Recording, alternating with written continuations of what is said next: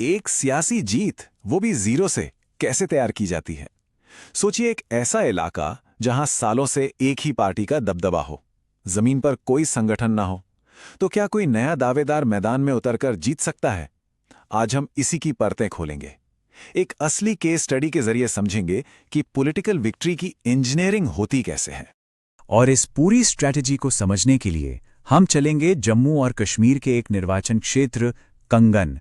ये सिर्फ एक चुनाव का विश्लेषण नहीं है, बल्कि उस ब्लूप्रिंट को डिकोड करने की कोशिश है जो किसी भी चुनावी लड़ाई का रुख पलट सकता है। तो चलिए शुरू करते हैं। देखिए, कोई भी रणनीति बनाने से पहले ना जमीन को समझना बहुत जरूरी होता है। मतलब लड़ाई कहाँ लड़ी जानी है। तो सबसे पहले हम कंगन के राजनीतिक और ऐतिहासिक माहौल को समझते हैं। ये जो टाइमलाइन आप देख रहे हैं, ये एक बड़ी दिलचस्प कहानी कहती है। 1987 से ही देखिए, नेशनल कॉन्फ्रेंस यानी एनसी का दबदबा लगभग अटूट रहा है। 1996 में तो जीत का अंतर देखिए, करीब 88%। ये बहुत बड़ा मार्जिन है। हाँ, 2002 में पीडीपी एक चैलेंजर की तरह सामने आई और 2014 का मुकाबला तो काफी करीबी था, लेकिन 2024 तक आते आते एनसी ने अपनी पकड़ और मजबूत कर ली। ये साफ तौर पर एक ही परिवार और एक ही पार्टी के लंबे शासन को दिखाता है। तो ये चुनावी मैदान कितना बड़ा है? 2024 के आंकड़ों को देखें तो यहाँ 77,537 रजिस्टर्ड वोटर्स थे। अब किसी भी नई पार्टी के लिए ये एक बहुत बड़ी संख्या है। इनसे जुड़ना, इन्हें समझना अपने आप में एक बहुत बड़ी चुनौती है। अब जरा और गहराई में उतरते हैं। ये देखते हैं कि हाल के जो चुनाव हुए, उसके नंबर हमें जमीनी हकीकत के बारे में क्या बताते हैं।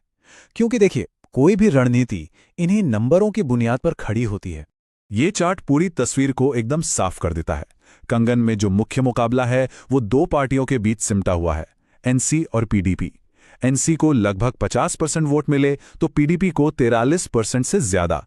इसका सीधा मतलब यह है कि किसी भी तीसरी ताकत के लिए यहां अपनी जगह बनाना बेहद बेहद मुश्किल है। लेकिन कहानी में एक दिलचस्प मोड़ भी है। 2014 में एनसी की जीत का अंतर सिर्फ 2.61% था। ये एक छोटा सा नंबर एक बड़ी बात कह रहा था। एक संकेत, एक मौका कि शायद इस मजबूत किले में सेंध लगाई जा सकती है। पर 2024 में कहानी पूरी तरह पलट गई। जीत का जो मार्जिन था वो बढ़कर 6.60% हो गया। मतलब 2014 की उस करीबी लड़ाई के बाद भी मौजूदा पार्टी ने अपनी पकड़ ढीली नहीं की, बल्कि और मजबूत कर ली। और ये नंबर सिर्फ आंकड़े नहीं हैं, ये हजारों लोगों की आवाज हैं। ये हमारे संविधान की उस भावना को दर्शाते हैं जहां हर नागरिक को अपनी बात पूरी गरिमा और जिम्मेदारी के साथ रखने का हक है। तो अब सवाल ये उठता है कि इन सब आंकड़ों का, इस पूरी जमीनी हकीकत का एक नए चैलेंजर के लिए मतलब क्या है? अब हम सिर्फ विश्लेषण नहीं करेंगे, बल्कि ये समझने की कोशिश करेंगे कि इन हालात में एक कामयाब रणनीति की शक्ल कैसी होगी। यही इस पूरे विश्लेषण का सबसे बड़ा सवाल है।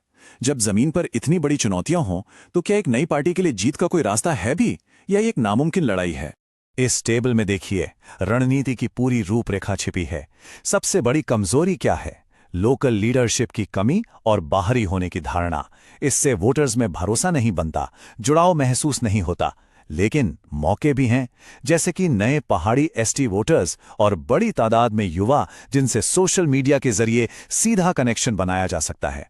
और सबसे बड़ा खतरा, एनसी की दशकों पुरानी वफादारी, जिसे तोड़ना बिना किसी बड़ी वजह के बहुत मुश्किल है। लेकिन याद रखिए, एक कामयाब रणनीति सिर्फ नंबरों का खेल नहीं होती, वो लोगों की जिंदगी से, उनकी रोज की तकलीफों से जुड़ी होती है। कंगन में सबसे बड़ी शिकायतें क्या हैं? टूटी फूटी सड़कें, आती जाती बिजली, नौजवानों के लिए नौकरियां नहीं हैं, अच्छे अस्पताल और स्कूल की कमी है। असल में यही वो मुद्दे हैं जो किसी भी कैंपेन की जान बन सकते हैं। तो इस पूरे विश्लेषण के आधार पर अब उस एक्शन प्लान को देखते हैं, जिसे सिर्फ 3 महीने यानी 90 दिनों में जीरो से एक पूरा कैंपेन खड़ा करने के लिए बनाया गया है। ये एक बहुत ही सधी हुई 4 फेज की स्ट्रैटेजी है। पहले 30 दिन सिर्फ जमीनी काम, उम्मीदवार कौन होगा और लोगों की सुनना। अगले 30 दिन सही मैसेज बनाने और छोटी छोटी बैठकों से भरोसा जीतने पर। फिर आता है मोबिलाइजेशन का फेस, घर घर जाना, हेल्प डेस्क लगाना, व्हाट्सएप जैसे टूल्स का इस्तेमाल करना। और यही विश्वास सबसे जरूरी हो जाता है। भारत के नए डेटा कानून डीपीडीपी के तहत भी लोगों की निजी जानकारी का इस्तेमाल उनकी सहमति से और एक तय मकसद के लिए ही होना चाहिए। और आखिर के 9 दिन सारा फोकस सिर्फ एक चीज पर कि वोटर्स को पोलिंग बूथ तक कैसे लाया जाए। और इस पूरी मेहनत का, इस पूरी रणनीति का जो दिल है वो है ये एक लाइन। सारी प्लानिंग और लॉजिस्टिक्स से भी ज्यादा जरूरी है एक असरदार और सीधी सादी कहानी, बदलाव बनाम ठहराव की कहानी। ये सिर्फ चुनाव लड़ने की बात नहीं है, ये लोगों को एक बेहतर कल का भरोसा देने की बात है। तो ये पूरा विश्लेषण हमें एक बहुत बड़े सवाल पर लाके छोड़ता है। क्या ये डेटा पर आधारित एक वैज्ञानिक और सिस्टमैटिक अप्रोच जहां हर कदम पहले से सोचा समझा हो, क्या यही भारतीय चुनावों का भविष्य है? ये एक ऐसा सवाल है जिस पर हम सबको सोचने की जरूरत है। अगर आप एक जन केंद्रित नेता बनना चाहते हैं और अपने निर्वाचन क्षेत्र को ऊपर उठाना चाहते हैं तो blueprintstrategies.ai से mgr@blueprintstrategies.ai पर संपर्क करें या 08042041602 पर कॉल करें। राजनीति से परे एक उद्देश्य।